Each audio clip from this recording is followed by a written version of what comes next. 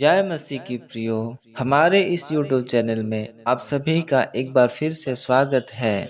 Video में आगे बढ़ने से पहले आप सबों से विनती है, जो हमारे इस YouTube चैनल में नए हैं, कृपया हमारे इस YouTube चैनल को सब्सक्राइब करें। तो आइए हम लोग बाइबल में से एक वचन को पढ़ते हैं। दानियेल अध्याय 6 वचन 10। जब दानियेल को मालूम हुआ कि उस पत्र पर हस्ताक्षर किया गया है, तब वह अपने घर में गया, जिसकी उपरोठी कोठरी की खिड़कियां यरूशलेम की ओर खुली रहती थी, और अपनी रीति के अनुसार, जैसा वह दिन में 3 बार अपने परमेश्वर के सामने घुटने टेक कर प्रार्थना और धन्यवाद करता था, वैसा ही अब भी करता रहा। मेरे प्रियो, आज हम लोग दानियल के जीवन में से कुछ बातों को सीखेंगे। जिस प्रकार दानियल दिन में 3 बार प्रार्थना किया करता था, क्या आज हम और आप दिन में 3 बार या उससे अधिक प्रार्थना करते हैं? हम जानते हैं कि प्रार्थना मसीही विश्वासियों के लिए कितना महत्वपूर्ण है। प्रार्थना हमें परमेश्वर के साथ जोड़ता है। लेकिन कहीं ऐसा तो नहीं कि आपका प्रार्थना लाइफ कम हो गया है? अगर आपका प्रार्थना जीवन कम हो गया है, तो याद रखें, आपके ऊपर एक खतरा मंडरा रहा है। अर्थात कोई भी पल शैतान आपको अपने वश में कर सकता है। क्योंकि प्रभु यीशु मसीह ने कहा, मरकुस अध्याय 14 वचन 38, जागते और प्रार्थना करते रहो कि तुम परीक्षा में ना पड़ो। आत्मा तो तैयार है, पर शरीर दुर्बल है। बाइबल में लिखा है कि आत्मा और शरीर ये दोनों एक दूसरे के विरोधी हैं। जब आप प्रार्थना कम करते हैं, तो शरीर का प्रभाव ज़्यादा बढ़ने लगता है। अर्थात शरीर की जो क्रिया है वो बढ़ने लगता है, और आत्मिक रूप से आप कमजोर होने लगते हैं। एक विश्वासी जैसे जैसे प्रार्थना करना कम कर देता है, वैसे ही शैतान की ओर से परीक्षाएं आना उनके जीवन में आरंभ हो जाता है, ताकि वो विश्वासी शैतान के कामों में फंस जाए और पाप में गिर जाए।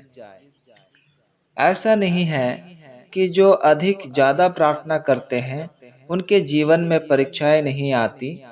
उनके जीवन में भी परीक्षाएं आती तो है, परंतु आत्मिक रूप से स्ट्रांग होने के कारण, आत्मिक रूप से मजबूत होने के कारण, वह समझ जाता है कि ये परीक्षा शैतान की ओर से है, और वो सावधान हो जाता है, और शैतान उनका कुछ नहीं बिगाड़ पाता।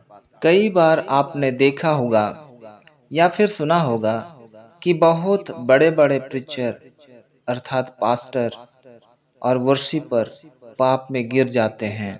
है ना सोचने वाली बातें? आइए प्रियो, इस बात को हम लोग समझते हैं।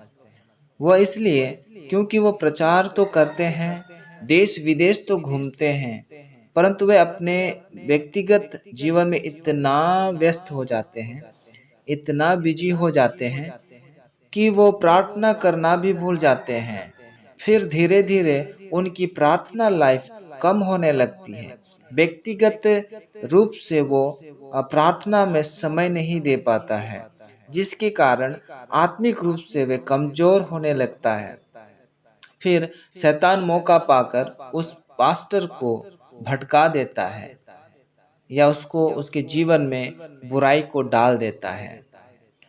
ठीक उसी प्रकार एक वर्शिपर को भी हम देख सकते हैं कि एक एक वर्शिपर वे केवल गीत गाने में, गीत को बनाने में, गीत की संरचना करने में, है ना, इतना अधिक व्यस्त हो जाते हैं कि मुझे ये करना है, मुझे ऐसा गाना है, मुझे सबसे आगे और सबसे उत्तम गाना है।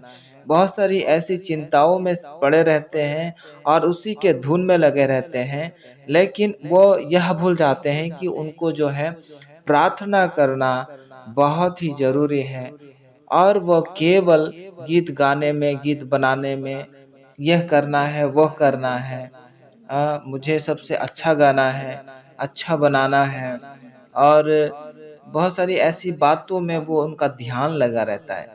लेकिन वो जो है प्रार्थना करना भूल जाते हैं। अपने व्यक्तिगत जीवन में प्रार्थना वो बहुत कम करने लगता है। जिस तरह से उनको प्रार्थना में समय देना चाहिए, वे वैसे समय नहीं दे पाते हैं। फिर शैतान भी देखता है कि आपके जीवन में फ़ॉल्ट कहाँ पर है, फिर वो अटैक करता है आपको गिराने के लिए। ऐसे सिंगरों को नीचे गिराने के लिए, उनको बर्बाद करने के लिए वो अटैक करता है। क्योंकि शैतान जानता है कि जो ऊपर में है, जो नामी है, जो नामी सिंगर है या नामी वर्शिपर है, जो नामी पास्टर है, अगर मैं उसको गिरा दूं तो बाकी अपने आप गिर जाएंगे। पिलर को यदि गिरा दूं तो पूरे छत अपने आप गिर जाएंगे। शैतान को ये बात अच्छी रीति से पता है। सो प्रियो, इसलिए हमें अधिक से अधिक प्रार्थना करना बहुत ही महत्वपूर्ण है, क्योंकि प्रार्थना हमें आत्मिक रूप से और शारीरिक रूप से स्ट्रॉन्ग करता है, मजबूत करता है और हमें आने वाली विपत्ति से बचाता है। हम लोग देखेंगे वचन से निकाले लूका अध्याय 21 वचन 36 लिखा है, इसलिए जागते रहो और हर समय प्रार्थना करते रहो कि तुम इन सब आने वाली घटनाओं से बचने और मनुष्य के पुत्र के सामने खड़े होने के योग्य बनो। अर्थात ये वचन हमें स्पष्ट रूप से यह बतलाती है कि यदि हम जागते रहें आत्मिक रूप से और प्रार्थना में लगे रहें, तो आने वाले जो भी विपत्तियां हैं, घटनाएं हैं, उन बातों से हम बच सकते हैं। प्रभु हमें बचा सकता है। अर्थात आने वाले जो विपत्ति है, उन सारी विपत्तियों से बचने के लिए हमें नियमित रूप से प्रार्थना करना बहुत ही जरूरी है, बहुत ही महत्वपूर्ण है। और जैसे कि हमने वचन को पढ़ा, मरकुस अध्याय 14 वचन 38, जागते और प्रार्थना करते रहो कि तुम परीक्षा में ना पड़ो। आत्मा तो तैयार है पर शरीर दुर्बल है। हाँ प्रियो, यहाँ पर वचन हमें स्पष्ट रूप से बतलाती है कि हमें जागते रहना है और प्रार्थना करते रहना है। क्यों? क्योंकि आत्मा तो हमारा तैयार है पर शरीर दुर्बल है और शरीर के द्वारा बहुत सारे पाप प्रकट होते हैं, बुराई प्रकट होती है। इसका मतलब यह है कि यदि हम प्रार्थना करते रहें तो हम आत्मिक रूप से और शारीरिक रूप से प्रभु में बिल्कुल ही स्ट्रांग और स्थिर और मजबूत रहेंगे। प्रार्थना हमें आत्मिक और शारीरिक रूप से स्ट्रांग करता है, हमें आत्मिक रूप से मजबूत करता है और हमें आने वाली विपत्ति से बचाता है। परमेश्वर का वचन कहता है कि दानियल को सिंह के मांद में डाल दिया गया। क्यों? क्योंकि दानियल ने राजा की आज्ञा को नहीं माना।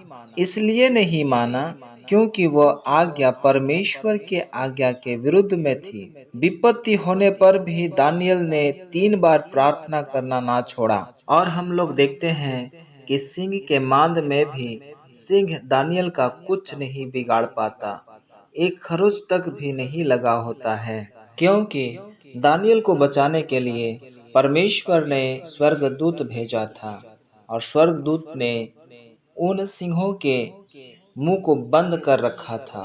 इन सारी बातों से हम लोग क्या सीखने को पाते हैं कि यदि हम परमेश्वर के साथ एक सही संबंध को रखें और एक प्रार्थनाशील जीवन को जिए, तो परमेश्वर की ओर से हमारा बचाव होता है और हम प्रभु में बढ़ते जाते हैं और हम आत्मिक रूप से बलवंत होते जाते हैं और नाना प्रकार की शैतान की ओर से आने वाली परीक्षाओं से भी हम बचे रहते हैं। प्रभु की स्तुति हो।